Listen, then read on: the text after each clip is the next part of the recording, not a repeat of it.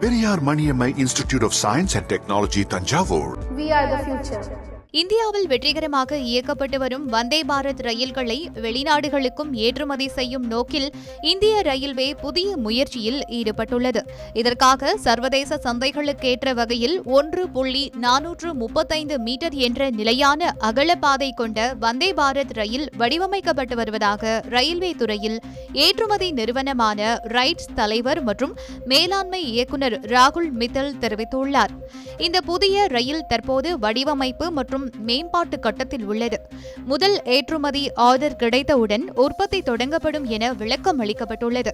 வங்கதேசம், இலங்கை, நேபாளம் உள்ளிட்ட அண்டை நாடுகளும், லத்தீன் அமெரிக்கா மற்றும் ஆப்பிரிக்காவின் சில நாடுகளும் இந்த ரயில்களை வாங்க ஆர்வம் காட்டியுள்ளதாக ராகுல் மித்தல் தெரிவித்துள்ளார்.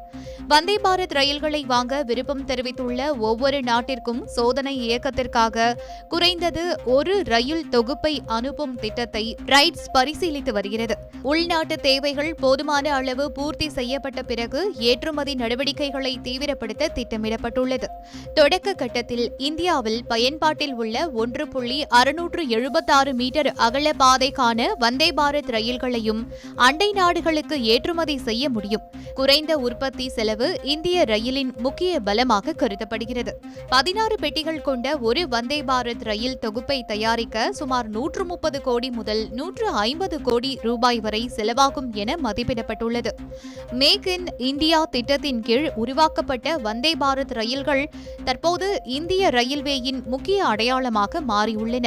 2025 டிசம்பர் நிலவரப்படி 164 வந்தே பாரத் ரயில்கள் சேவையில் உள்ளன. இந்திய ரயில்வே தயாரிக்கும் ரயில்கள் மற்றும் என்ஜின்களின் ஏற்றுமதி மூலம் உலக சந்தையில் இந்தியாவின் பங்கு தொடர்ந்து அதிகரித்து வருவது குறிப்பிடத்தக்கது.